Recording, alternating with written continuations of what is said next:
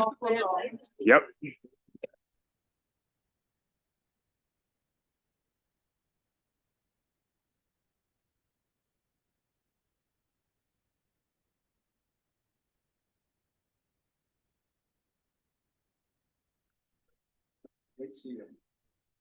Good afternoon, everybody. Welcome to the Environment and Transportation Committee for our voting session. We have a number of bills to get through, and we will start with HB1 from the Vice Chair, Delegate Stein, Chair Stein. Thank you, Mr. Chairman. Subcommittee recommendation is favorable, no amendments. The bill establishes a paint stewardship program to address the collection and management of post-consumer architectural paint. The bill is identical to the version of the bill that we concurred with at the end of last session. So, Mr. Chair, I move the bill. Second. Bill has been moved and seconded. Is there any discussion on HB1? Okay, roll call. Vice Chair Boyce, Yes. I'd like to explain my vote if I could. Okay, but next time, Delegate Jacobs, when I say is there any discussion, that would be the appropriate time to discuss the bill. So, but please go ahead. Okay. We've had this bill in this committee many times, and I'm pretty consistent in my vote against the bill. And it's not that I'm against the process of recycling at all, but in my district, the 4 counties I represent border tax-free Delaware or sales tax-free Delaware, whichever way you want to look at it. And this fee that would be added to these gallons of paint is just another an item that would drive people across the border to spend their money in Delaware instead of in Maryland, especially in my district. And that's why I vote against it. Thank you. Otto, No. Siliberti, No. Tarasa, Yes. Ruth, Yes. Long, Yes. Allen, Yes. Naraki, No. Morgan, Addison, Yes. Baker, No. Ziegler, Yes. Foley, Yes. Guyton, Yes. Davis, Yes. Lehman, Yes. Stewart, Yes. Stein, Yes. Healy. Aye. Okay, bill passes 16-6. We'll turn to HB 19, Vice Chair Boyce. Thank you so much, Mr. Chair.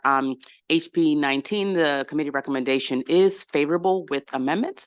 As amended, HB 19 establishes the common name of the northern snakehead as Chesapeake Chana under specified provisions of state law and renames the commercial northern snakehead license to be the commercial northern snakehead or Chesapeake China license. The bill also requires DNR to, by January 1st, 2025, adopt regulations establishing the common name of the northern snakehead as the Chesapeake China and to refer to the northern snakehead as the Chesapeake China on all applicable materials published by DNR. Subcommittee amendment strikes reference to Patuxent fish and substitute reference to Chesapeake China. Move the amendment. Second. Amendments have been moved and seconded. Any discussion on the amendments? All in favor of the amendments, please signify by saying aye. Aye. Anyone opposed? Okay, the amendments carry. Madam Vice Chair. Move the bill as amended. Second.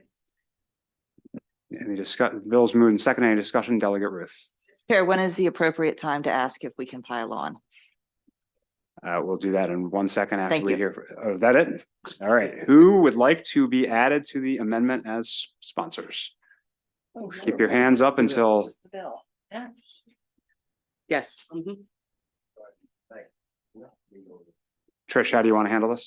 Who doesn't want to be on it, I guess?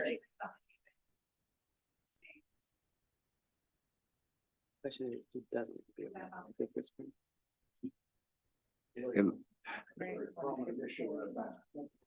It looks like everybody is good to be on except Silaberde, Ben. And Davis. And Davis. I'm sorry, Deborah. We don't have to read it back.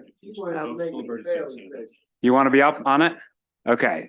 Delegate Silaberde wants to be on it. So everybody but on the committee except for Delegate Davis. okay. Baker. And Baker. Jacobson, Baker. He went to the tailgate. Okay. The bill, any further discussion? Okay, all in favor of HB 19 as amended, please signify by saying aye. Aye. Does anybody want to be recorded in the negative? Okay, the bill. Sure. The bill passes. HB 45, Madam Vice Chair. Thank you so much, Mr. Chair. Committee's recommendation is favorable. There are no amendments. The bill, HB 237 is a departmental bill that one repeals certain buffer zones 100 yards from another. Oh, I'm sorry, I'm on the wrong bill. Sorry. I skipped I have a whole binder here. My apologies.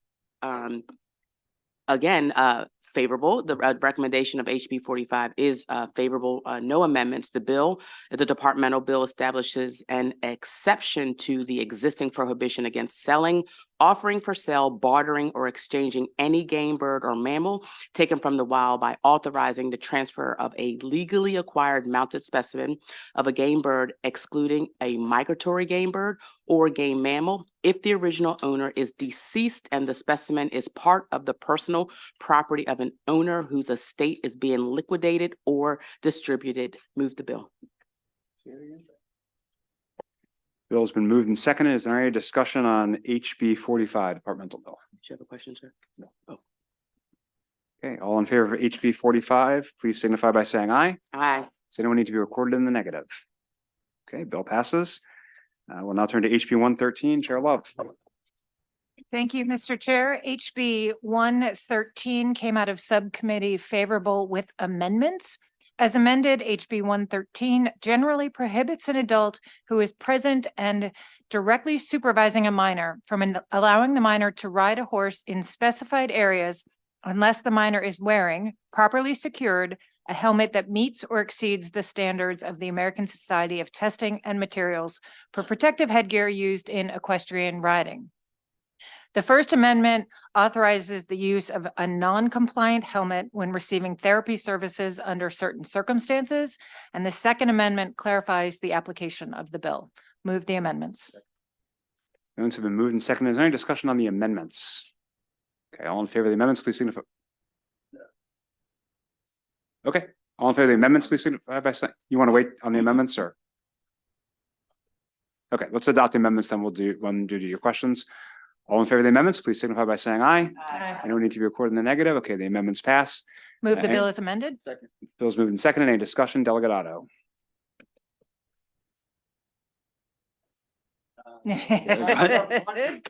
My question is, my biggest concern has been about the, like, pony rides at the county fair and this, that, and the other, and I don't want a selection of helmets that's gonna spread head lice and this, that, and the other, and I know watching my nephew with his daughter going around, you know, that was an experience she appreciated, and he was walking beside her. The safety was not an element. Exactly, and that's actually the Second Amendment to that clarifies the application of the bill.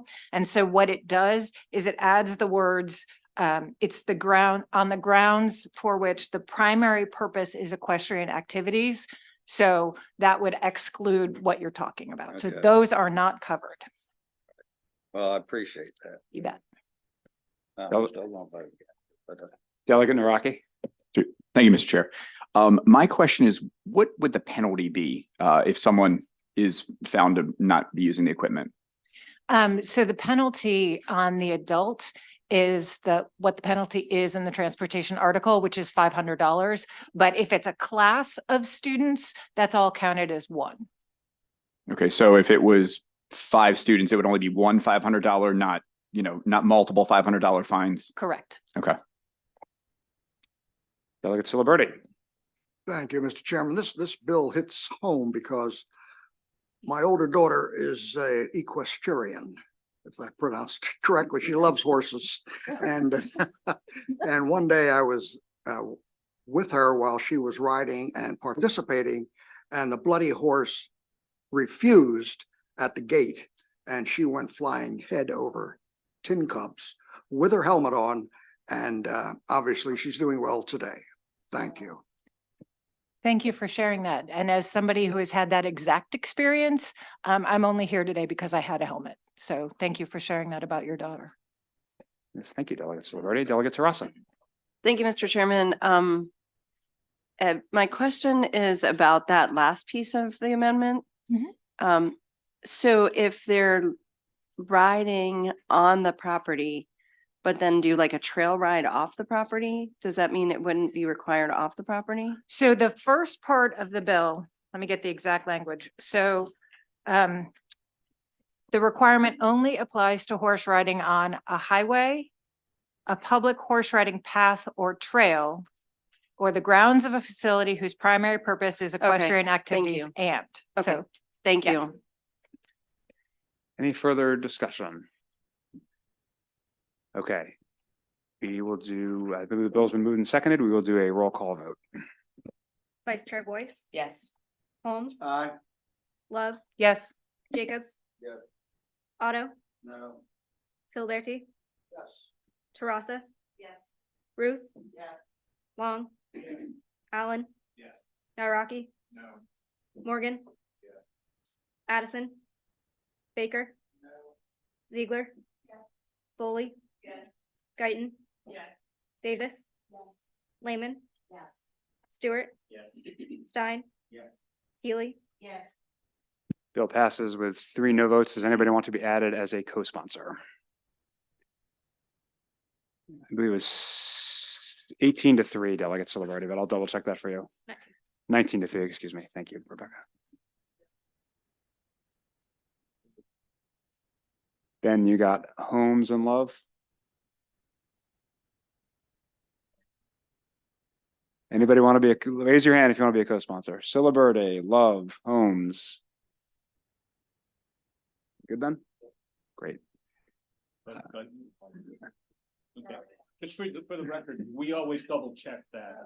So you're not gonna be on twice if you. And Ruth and Tarasa. Okay. For the second, you want to be on twice. I got it. Okay. Okay. All right. Yeah. So the way we should do this, just going forward, if you want to be on the pile on amendment, you don't need to waste time looking to see if you're on the bill already. Just raise your hand and we'll take care of it. All right. We'll turn to HB 159 and its sponsor problem. Chair Holmes. Thank you, Madam Speaker. Thank you, Mr. Chairman. I was going to say the exact same thing, but you took the word right out of my mouth. However, the committee did provide a favorable with amendment recommendation. And the bill establishes standards relating to the installation of EV recharging equipment in cooperative housing corporations. It also extends existing procedure related to EV charging equipment in condominiums and homeowners associations to include electric bikes. Requires DHCD to include information on its website related to common ownership communities, and requires that insurance coverage of EV charging equipment may be maintained as long as the equipment is installed. Amendment number 1 is technical and make purpose paragraph changes. Amendment number 2 clarifies the EV recharging equipment owner must acquire insurance before installation of the equipment and requires that the insurance of the equipment may be maintained so long as the equipment is installed. Move the amendments, Mr. Chair. Second. Amendments have been moved and seconded. Any discussion on the amendments? All in favor of the amendment signify by saying aye. Yes, Delegate Tarasa. Thank you, Mr. Chairman. So on the amendments, I see that rechargeable bikes are, the bike piece is being taken out. Is that correct? Say it again. I thought in the title, the bike piece, the bike recharging. Like I'm looking at the reprint and it says to include equipment for electric bicycles. Delegate Tarasa, the council's explained that it's just a technical change of the title. The actual substance on the Oh, flexibility of perfect. charging Okay, equipment is thank not you. changing. Yeah, because these bikes are still included. Oh, Yep, in the substance of the bill, that remains. excellent. I was just wondering why that was being taken out. And then the other question I had is that it looks like you're adding a requirement for insurance. Is Yes. there a reason that? Yes, there is a reason. If the owner the owner in a condo or co-op wants to have it, it should be at the expense of that particular person. So did you have any testimony or any idea how much that would cost? No. Okay. I support let- this let me- bill and of course, support the amendments as well, but I have a little bit of concern about the cost of that. But in my opinion, Yeah, if an owner wants to have this installed, it should be at the owner's expense, not the expense of the entire common ownership community. right. The experience that I've had in communities that I've represent is that they've asked for $1 million policy each time. I can't address the insurance, but I will tell you, insurance companies are more and more often denying insurance coverage all across the United States now. So insurance policies are going up everywhere. So Doug, I'll just abuse my power here for a second and just explain that the insurance requirement already exists. This just clarifies when insurance has to be held. And you're right, there is a problem with getting the insurance, which is why we want an entity like DHCD to be at the center of this process so people have a resource to go to. Because the situation they're in now is they're on their own hearing about the $1 million policies and don't know what to do. So Okay, excellent. Thank you so much for that explanation, both of you. any further discussion on the amendments? Okay, all in favor of the amendment, Delegate Foley? I'm just a quick question. So there's a word here that I didn't understand. I had to look up. A pure tenances, Where are you in the bill? I'm sorry, I'm on the amendment on insurance coverage. What? Appurtenances. Can you explain to me why that's there? Because Why is that? Because if there is, let me make sure I get this right. okay, You're talking about insurance coverage of electrical vehicle recharging equipment shall be maintained so long as the electric vehicle recharging equipment and all. a pure intensive. There may be something else added to the physical equipment. I don't know what that is. It may be something else added to it, man. Yeah, wiring, you know, Wiring, okay. other types of things attached to have that equipment. To the car or to the The equipment, the equipment, the charging equipment. The charging equipment? Yeah, yeah. Okay, all right. Is that sort of boilerplate language kind of stuff or? Yes. Okay, thank you. And just again, the part you're reading of the bill applies existing law for HOAs and condo boards to co-op. So it's just a photocopy of what's already in law for other types of buildings. Any further discussion on the amendments? Okay, all in favor of the amendments, please signify by saying aye. Aye. Anyone opposed to the amendments? Okay. Move the sure. bill as amended. We'll do that at the end. Bill's been moved, but great question, Delegate Terrassa. Bill's been moved and seconded. Any discussion on the bill? Okay, all in favor of the bill as amended, please signify by saying aye. Aye. Does anyone want to be recorded in the negative? Oh, ooh, ooh.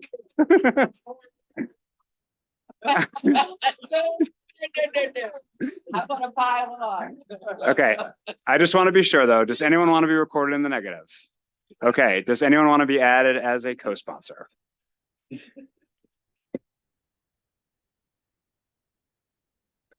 Delegate Foley, Delegate Lehman, Delegate Stewart, Delegate Stein, Delegate Healy, Vice Chair Boyce, even though she voted against it, Delegate Holmes, Delegate Love, Delegate Terrassa, Delegate Ruth, Delegate Long, and Delegate Allen. Thank you all. HB 161, Chair Love. You want to read it back now?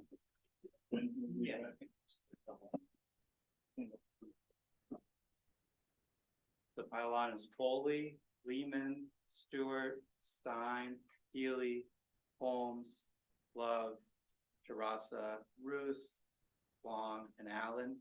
And Boyce. Okay, HB 161, Chair Love. Thank you, Mr. Chair. HB 161 is a departmental. It came out of subcommittee favorable.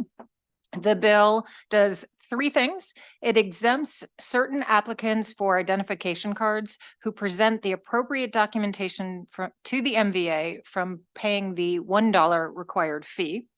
2, it extends the term of a learner's instructional permit for a new class of license for from 180 days to 1 year.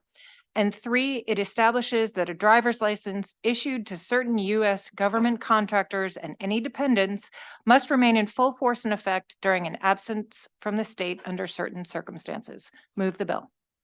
Second. Discussion on the bill, Delegate Ciliberti. It's basically, what's the number of the bill? I don't have it on my sheet here. 61. 161. 161. 161? Okay, thank you. Any further discussion? Okay, all in favor of HB 161 as amended, please signify by saying aye. Does anyone need to be recorded in the negative? Okay, the bill passes. HB 178, Chair Love. Thank you, Mr. Chair. HB 178 was also passed out favorable. HB 178 authorizes the MVA to issue a special disabled veteran registration plate to an individual who is between 50% and 99% inclusive, service-connected disabled as designated or classified by the U.S. Department of Veteran Affairs. We passed this exact same bill off the floor unanimously last year. I move the bill, Mr. Chair. Chair, a second. Bill's moved and seconded. Any discussion on the bill? Okay, all in favor of HB 178, please signify by saying aye. Anyone need to be recorded in the negative? Okay, the bill passes. HB 237, Vice Chair Boyce. Thank you, Mr. Chair. Subcommittee recommendation is favorable.